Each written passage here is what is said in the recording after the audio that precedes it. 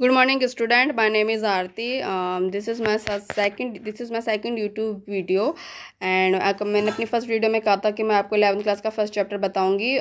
तो according my words मैं आपको समझा रही हूँ. I hope you like it. If you like it then please subscribe my channel. चलो इस बार मैंने पहले बोल दिया है, वरना मैं तो लास्ट में बोलती हूँ. मुझे याद ही नहीं रहता है कि आप लोगों से ये भी कहना है मेरा चैनल सब्सक्राइब करिए.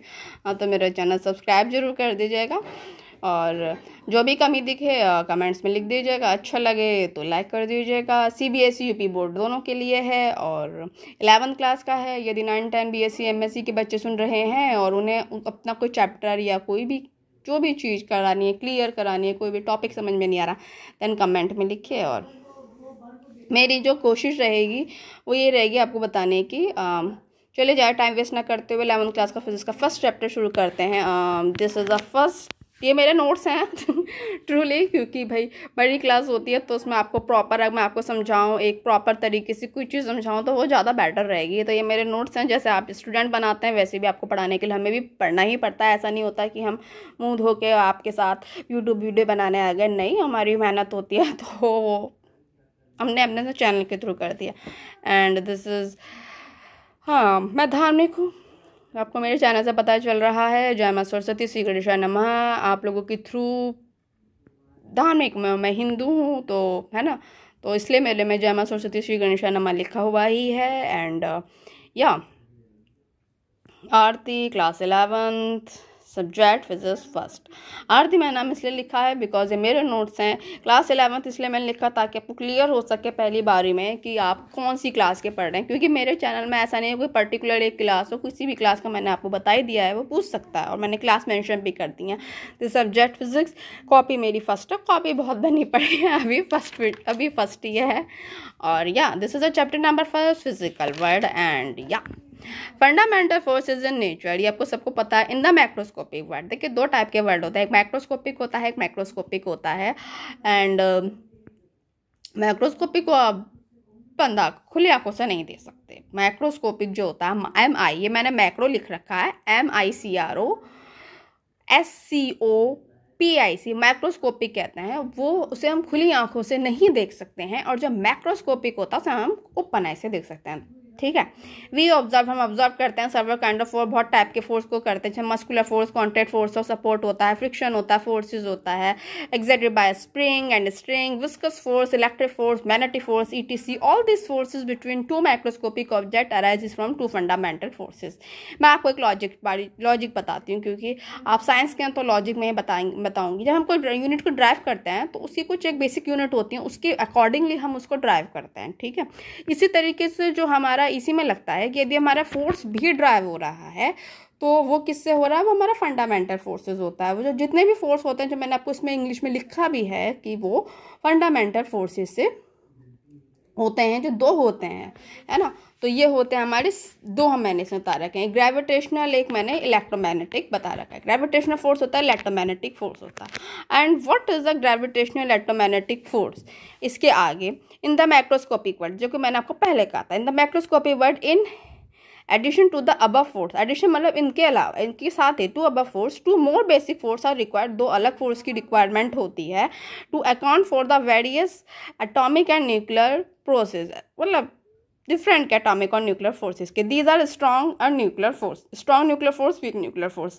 काउंट करिए, फिजिक्स के स्टूडेंट है, मैथ के स्टूडेंट है, आपके पास कितने फोर्स हो गए, 4 force.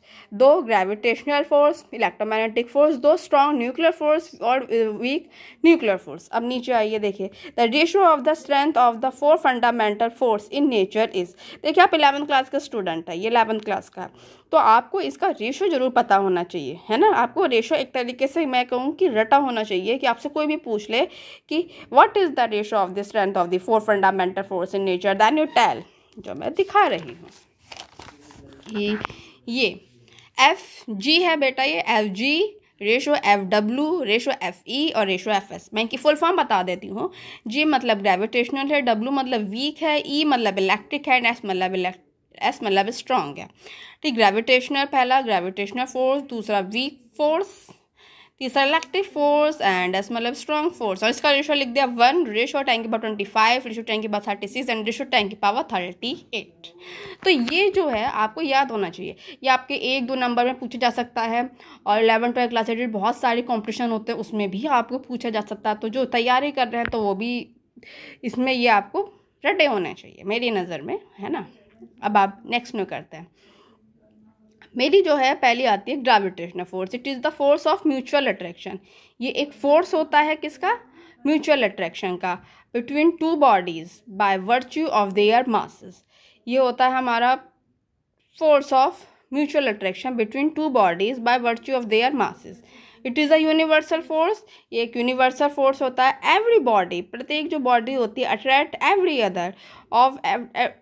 Every other body of the universe with this force. जो भी बॉडी अट्रैक्ट होती है एक दूसरे बॉडी से, वो इस फोर्स के कारण अट्रैक्ट होती है। According to Newton law of gravitation, जो कि वेल नाउन है, ये सबको पता होता है, जो फिजिक्स के उन्हें पता ही होता है कि ये न्यूटन लॉ ऑफ ग्रेविटेशन है।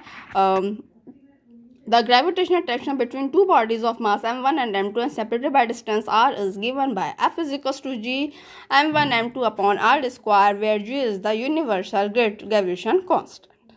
ये आपको फोर्स पूछे जाते हैं, ठीक है। ये आपका पहला ग्रेविटेशनल फोर्स के बारे में थोड़ा सा इंट्रोडक्शन था कि आपको याद होना चाहिए कि 1-2 नंबर में पूछ लिया जाए, व्हाट इज शॉर्ट में पूछ लिया जाए what is the gravitational force, तो आप बता सकें, ठीक।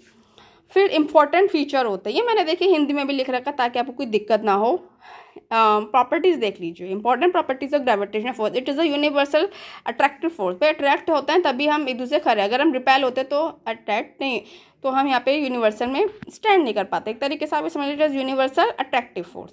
दूसरा है point, it is directly proportional to the product of the masses of the two body. ये जो होता है टू बॉडी के प्रोडक्ट, मतलब प्रोडक्ट का मतलब क्या है? मल्टीप्लाई, जो कि आपको फॉर्मूले से दिख रहा है। देखो F is equals to G m1 m2, m1 m2 की क्या हो रही है? मल्टीप्लाई, और यही क्या है? हमारा प्रोडक्ट है, ठीक। It obey inverse square law. Inverse square law देखिए क्या होता है, मैंने लिख रखा है यहाँ पे I प्रोपोर्शनल टू D का स्क्वायर। D होता है यहाँ पे डायमीटर ले लो, या D का R से भी रिलेशनशिप होता है तो R से ले लो। It is a long range force. ये एक लॉन्ग रेंज, बहुत उसकी लॉन्ग रेंज जो होती है बहुत लॉन्ग होती है। And does not need any intervening medium for this operation. किसी भी क्या कहते हैं कि इंटरमीडिएट मैंने लिख रखा है इसमें, बीच में आना है कि किसी भी मतलब मीडियम की ज़रूरत नहीं है।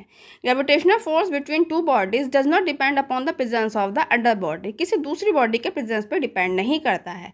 It is the weakest force. ये एक वीकेस्ट फोर्स है जिसे हम नेचर में जाना जाता है। देखिए ग्रेविटेशनल फोर्स को हम वीकेस्ट फोर्स से जानते हैं। It is a centre force, centre force है, that is it act along the line joining the centre of the two bodies. देखिए इस पॉइंट को कैसे क्लियर करेंगे। ये जो हमारा ये है यहाँ पे जो मेरा फॉर्मूला लगा है आर है, ये आर किसके बीच के डिस्टेंस है, जो कि मैंने लिख रखा है ऊपर, सेपरेटेड बाय डिस्टेंस आर, ठीक। किसके बीच की डिस्टेंस है ये? m1 और m2 की। तो एक तरीके से ये क्या कर रहा है? लाइन ज्वाइनिंग हो रही है। जो अभी मैंने पॉइंट बताया कि m1 m2 के बीच जो एक लाइन है जिसकी डिस्टेंस बीच में आ रहा है उस पर डिपेंड कर रहा है, और वही मैंने इसमें लिख रखा है कि it is the centre force that is act it at along the line joining the centre of the two bodies. 8 point मैंने लिखा, it is the conservative force. एक कंजर्वेटिव फोर्स है that is work done in moving a body against the gravitational force is path independent. ये एक path independent होता है। Conservative force की कई सारी डेफिनेशन होती हैं, जिसमें से कहते हैं एक कंजर्वेटिव, आपने पढ़ा भी होगा, 2 टाइप के फोर्स होते हैं, कंजर्वेटिव, नॉन कंजर्वेटिव। जो कंजर्वेटिव होता है पाथ में इंडिपेंडेंट होता है, जो कि मैंने लिख रखा है। जो नॉन कंजर्वेटिव होता है पाथ से डिपेंड होता है, ठीक। ये हो गया हमारा gravitational force between two body is thought to be cause by an exchange of a particle called gravitation. ये माना जाता है कि देखिए अगर किसी चीज़ के बीच अट्रैक्शन हो रहा है, रिपल्शन हो रहा है, ठीक है। आप साइंस के स्टूडेंट हैं, आपको पता है कुछ ना कुछ तो मॉलिक्यूल होंगे, कुछ ना कुछ तो अणु होंगे जिसके कारण उसमें अट्रैक्शन और रिपल्शन हो रहा है। उन्हीं पार्टिकल को हम क्या कह रहे हैं यहाँ पे? ग्रेविटॉन कह रहे हैं। Example of graviton: all body fall because of gravitational force of attraction exerted on them by earth। कोई भी बॉडी जो होती है गिर रही होती है, वो नीचे की तरफ क्यों कर रही होती है? क्योंकि उसमें क्या लगता है? अट्रैक्शन लगता है। किसके द्वारा अट्रैक्शन लगता है? वो अर्थ के द्वारा लगता है। सेकंड पॉइंट लिखा है, gravitational force govern the motion of the moon. Gravitational force governs the motion of the moon. ये आपको पता है, ये जो मून चलता है इसमें, एंड ये मेरे हैंड है, नेचुरली सी हैंड से ही मैं करूँगी, एंड थोड़ा सा दूर कर देती हूँ, and the artificial satellite around the earth. artificial surrounded the earth, surround the artificial satellite around the earth and the motion of the planet around the sun. ठीक। थर्ड पॉइंट लिखा है gravitation play a key role in the formation and evolution star galaxy and galactic cluster. ठीक भाई, जो ये video है ये बहुत लंबी बन गई है।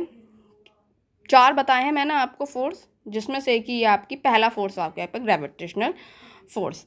ठीक है, मैं नेक्स्ट वीडियो में आपको क्लियर करूँगी, क्योंकि मैं नहीं चाहती कि मैं वीडियो को बहुत लंबी बना दूँ और ऐसा लगे पता नहीं चैप्टर ही, मतलब आराम से करते हैं, क्योंकि मतलब आपको भी होना चाहिए कि एक टॉपिक आपका क्लियर हो। तो मैं चारों के चारों एक ही चैनल में आपको बता दूं मैं, या फिर कहूँ एक ही वीडियो में क्लियर कर दूं, फिर आपको वो हो। तो आप भी क्या कर सकते हैं कि जैसे आज मैंने ग्रेविटेशनल फोर्स आपको पढ़ाया, जितना भी पढ़ाया 10 मिनट में, है ना। अब तो उसके बाद जो मैं बोल रही हूँ ये तो मैं आपको बता रही हूँ, अभी भी 3 और हैं, बट एक यूट्यूब वीडियो में या किसी वीडियो में ना ज़्यादा करते हैं। जब भी हम कोई मूवी देखते हैं वो 3 घंटे से ऊपर की होती है ना, नेचुरली सी बात है, वो बड़ी पैनिक हो जाती है, हम उसे किश्तों में देखते हैं क्योंकि मन नहीं करता। तो डेफिनेटली मैं एक ही दिन में आपको सारी बता दूँ और फिर आप जब पढ़ें तो आपको लगे वो, है ना, थोड़ा आप हो, अब स्टूडेंट समझेंगे कि थोड़ा करके करते हैं, क्योंकि बहुत ज़्यादा एकदम सारा जैसे लगे नहीं कि पैनिक है ना। फिजिक्स को एंजॉय करके पढ़ते हैं और क्या। स्टे माय चैनल, मेरे चैनल में बने रहिए। और क्या, अब चूँकि ये टॉपिक क्लियर नहीं हुआ है, वैसे तो मैं 12th क्लास की सोच रही थी, बट चूँकि ये टॉपिक अभी क्लियर नहीं हुआ है, मतलब अभी कम से कम मैं 4 फोर्सेस क्लियर करूँगी, उसके बाद मैं 12th का एक चैप्टर शुरू करूँगी। एंड नेचुरल सी बात है, सॉरी स्टूडेंट, वो मेरी 12th क्लास की फर्स्ट वीडियो होगी। बट चूँकि अभी पहले मैं एक ही टॉपिक क्लियर किया और 3 और बचे हैं, तो मैं ऐसा नहीं कर सकती ना कि मैं ये बाकी के 3 ना समझाऊँ और 12th क्लास में ले जाऊँ। नहीं, पहले हम एक चीज़ क्लियर कर लेते हैं, तो नेक्स्ट वीडियो में हम 11th की तब तक इसकी हम करेंगे। नेक्स्ट में हम बाकी के 3 शुरू करेंगे। एंड इफ आपको समझ में नहीं आता तो कमेंट कर दीजिएगा। और मैंने कही था कि मेरी कोशिश रहेगी कि मैं आपको समझा पाऊँ। चलिए, आई hope you like this video and my sound. आपने मेरी वीडियो और मेरे साउंड को एंजॉय किया है। ओके, कोई भी दिक्कत हो again and again please comment पे लिखिए, और आपको कुछ अच्छा चाहिए तो डेफिनेटली बताइए। और हाँ, आपको हाँ ठीक, ओके, बाय स्टूडेंट।